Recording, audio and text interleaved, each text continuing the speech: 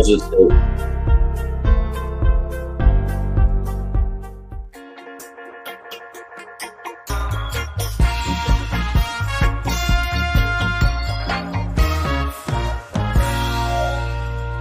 I haven't played that music in a while. It's heralds yet another one of these little talks. Willkommen, bienvenue, one to one and all. David Chernick in the Celebrity Square to my right. And my name is Gareth Wax with many purple hats.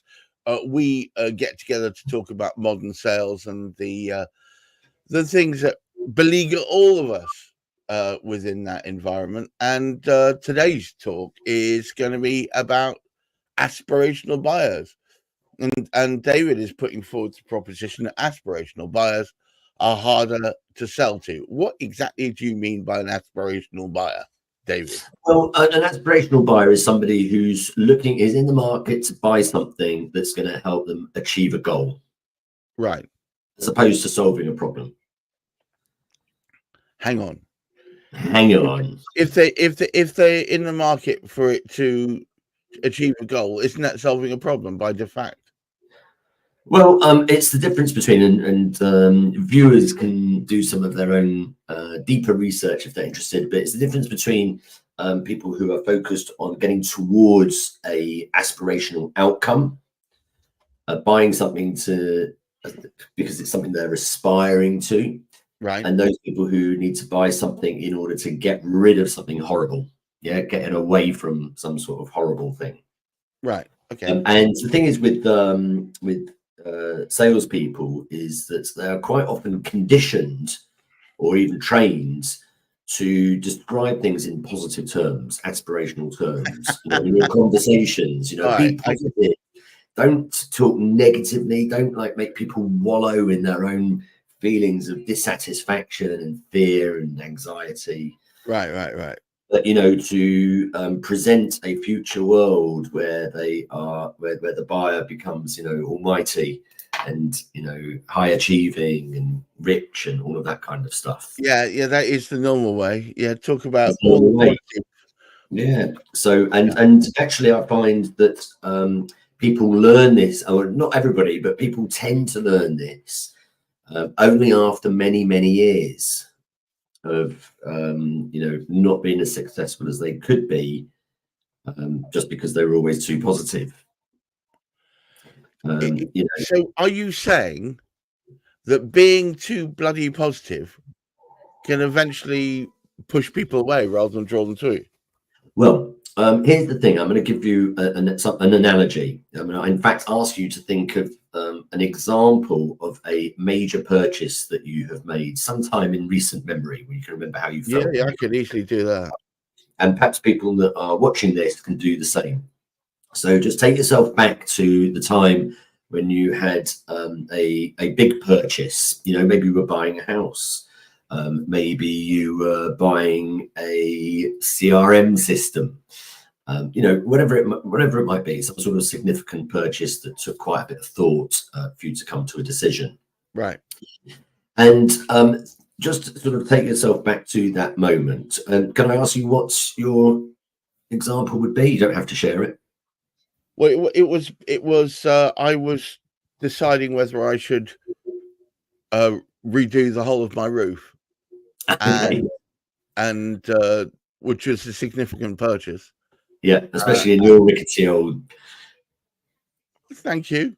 But you live in a beautiful sort of compound, really, don't you? Compound, yes, with gun emplacements on all four corners. No, it's a combination of 3 houses and a bungalow and some small outbuildings. But were you looking for a new roof because you wanted a better one, or was it because one had holes in it? It had. We'd had solar panels put on it by inept people, and they'd actually made holes in the tiles, and it was beginning to become a problem.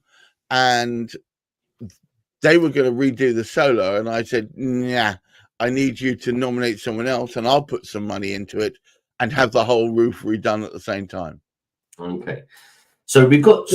We're talking thousands of pounds. We're talking about choosing the right people. We're talking about that kind of stress. But we have two purchases there. We have the initial purchase of the solar panels. Yeah. And then juxtaposed to that, we have the reparations afterwards, right? So thinking about the fixing the roof afterwards, I'm just going to ask you a couple of questions. Was it something that you really wanted to buy? You set out in life to buy a new roof? No. You had to buy it, right? And I could have patched it and put up with it, but do something. You had to do something to it. I had to make a change. And when did you need to do that? Well, it was coming to a head, really. It was the plaster was getting damp on the inside and stuff like that. So what would have happened if you didn't get it done? Eventually the ceiling rendering would have fallen down. Yeah. And then it would have been a much more expensive repair, presumably. Unpleasant. And then if I take you a few steps back to the purchase of the solar panels. Right. How long did that decision take to make? Was that something you were thinking about for a while, or was it on a whim, or what was it? No, it was something that took me a year to make that decision. A year to make that decision. And what would have happened if after having gone through a year of deciding, you just decided, I'm not going to go ahead with it? Ironically, I probably saved myself a lot of heartache. Well, I mean, you know, those are two different mindsets. Now, some people are more predisposed to buying things in order to solve a problem or to make a problem go away. Right. And some people are more predisposed to make purchases and changes in their life in order to better themselves and because they're aspiring towards goals. Both are valid. And most people actually, although they're more predisposed to one rather than the other, going towards goal rather than away from a problem, it can change depending on the type of decision, the type of purchase that they're in the market for. And what I'm saying in this question is that the people who have an aspirational motivation for making a purchase are harder. And the reason is, and, you know, for viewers, if they had thought of an example, you know, they can sort of self-analyze here a bit. But the reason is that the aspirational purchase often doesn't have a timestamp. You know, when would you like to be generating your own electricity from solar panels? Well, as soon as possible. It'll be lovely to do it this summer. You know, and what happens if it doesn't happen this summer? Well, you know, I'll do it next summer, right? The getting away from a problem motivation. When do you need your roof repaired? Now. Yeah. Or if it's a car, you know, is that the purchaser that's trying to get away from a problem because their car's costing too much money, or it's broken down too many times, or it's about to die or lose a lot of value. When do you need to buy that car? Well, by January. Yeah. Whereas if it's an aspirational purchase of a car, you know, when do you need to get your new Audi? Soon. You know, just as soon as possible. I mean, ideally by January, but, you know, I'd wait for a special deal, or I suppose we could put it off to next summer. Yeah. The old one we can carry on putting money into, but, you know. So these are very different types of motivations, and they can vary depending on the decision. You know, as in your case, sometimes you are more goal-oriented towards a goal, and sometimes you're more away from a problem. Okay. Now, the thing is with away from the problem is that we get this timestamp. So we've talked before about qualifying sales opportunities, the three main criteria, one of which is that if you were to go ahead with this purchase, when would you need it by? Which fills in the box on your qualification, on your CRM, of estimated order date or estimated buying date. Yeah, crucial part of qualifying. That's going to be a far harder question to answer for somebody that has this aspirational goal. When would you like to start improving your sales? Yeah, if you were to go ahead with this, well, as soon as possible. I mean, you know, ideally September, but, you know, when would you be able to start? Okay, well, I can start in September. September comes. We've got a major problem actually at the moment. Our computers suddenly need upgrading because they've all died. That's going to take priority, right? And Right. getting away from the problem. Now, that doesn't mean that you can sort of engineer somebody's purchase motivation to become a problem rather than a goal if it isn't already. But in your qualification, what I'm proposing and recommending is that we try and find out early on whether they are on this decision more towards or more away from, right? And the questions to ask them is, what happens if you don't get it? Yeah. Okay. And what that helps you do if you have a pipeline of opportunities, it helps you prioritize your time. It's defined by urgency, is what you're saying. Yeah. And urgency can be defined by aspiration, but mostly is defined by requirement and need. Yeah, correct. Now, some industries have obviously advantages in this. So, for example, security companies have a little bit of advantage of this if the buying motivation has been provoked by them having a security problem. Yeah, their firewalls were breached or they had a break-in. Yeah, then after that, they're going to want some security straight away. Yeah, or as soon as possible. But they're going to be able to put a date on it, because if they don't have it after that, then they're going to be worried and that they're going to be robbed again. So that's what I'm suggesting that we go for. And if you're in certain industries or selling certain products, you have that advantage, security being one. Other industries are industries where there are renewal dates for continuous services. Right. Now, I mean, there is a risk where you have renewals of subscription services like insurance brokers or commercial utility brokers, in that every time that there is a renewal or review of that contract, you have there is the risk of you losing it. But if you're in the new business market, yeah, you have got a timestamp. If you were to change suppliers, when would that be? Or in other words, when is your renewal date? Okay, and it's like the decision is either going to be made then or not at all.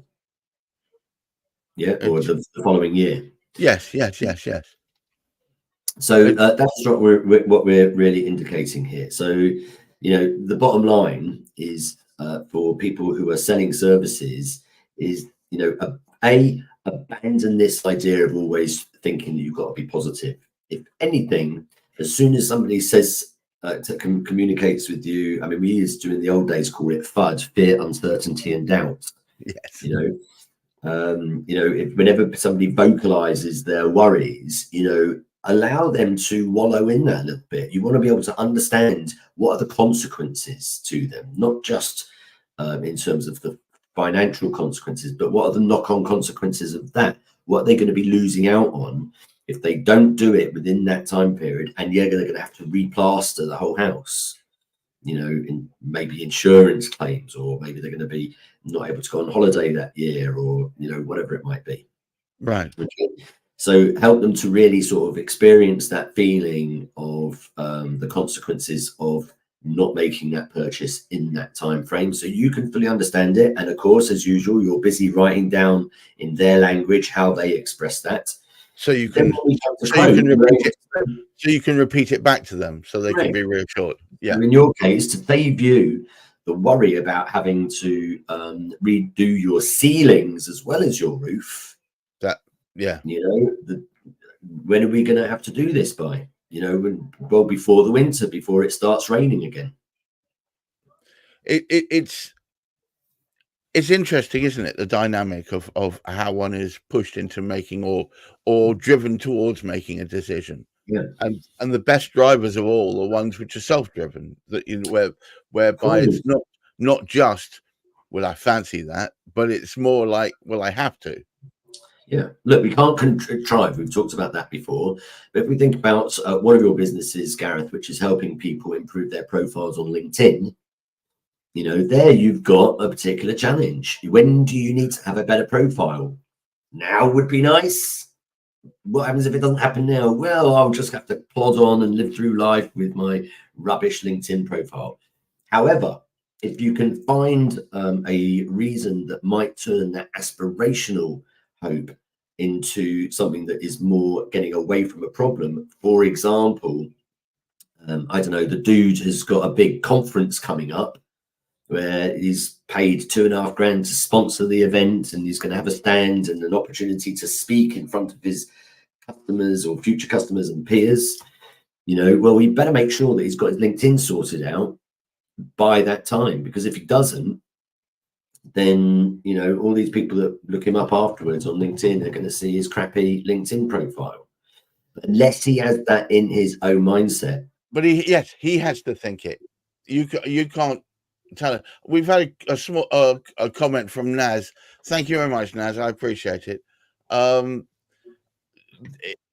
It's important that you get this right, because otherwise you'll either come across as pushing people to make a decision that they don't necessarily want to make because it suits your timescales or suits your aspirations, or the other thing is that you look like you're not listening. Well, that is the biggest complaint, people that are not listening. I mean, my account manager never listens to me. You're just not listening. But yeah, you're right. The common malaise amongst a lot of salespeople is about closing. After why aren't they deciding? Oh, it's dragging on month by month. No, it's not going to be this month. It's going to be next month. No, it's not next month. It's going to be the next month. So it just stays in your pipeline, in that ready to close column, and they just never do it. They don't do it in your time frame, and it's all well and good to say, well, the opportunity is still alive, but alive when? We need cash flow, man. All right, so David, I invite you to summarize before we close out. Oh wow, thank you, Naz. Okay, yeah, it is balancing both. Quite right. It is definitely balancing both. Well, I mean, balancing both. I'll capture that comment in my summary then, if you like. Of course, the world is a balanced place, and yet for every person that is more towards, there'll be another person who's more away from. Okay, and for every sales opportunity that is more towards, there'll be another sales opportunity more away from. You can't engineer that very easily, right? However, if you want to make the most use out of your selling time and effort and energy, prioritize the ones that are the people trying to get away from a problem, because at least then you've got a timestamp on when they need to buy it by. Wow. Okay, guys, look, so I hope this helps. Thank you, Naz, for your contribution. Thank you, Naz. And remember, guys, sales is a process, and it's not guaranteed, but if you follow the steps of the process that David and I have talked about exhaustively over the last few months, then you're far more likely to, at least at the end of it, even if the sale doesn't go ahead, be in such good stead with that potential client that they are a client for the future. You see that sometimes if you demonstrate the listening skills, if you ensure they understand where your relevance is to them, then at some point it will all fall into place. But for the rest of you, keep your feet on the ground, keep reaching for the stars. You can make this work, and look after your mental health. Until next time, bye-bye. Ciao, ciao. Hang on, we've got a final comment. Naz, it's been a pleasure, Naz. Take care. Cheers. Bye-bye all.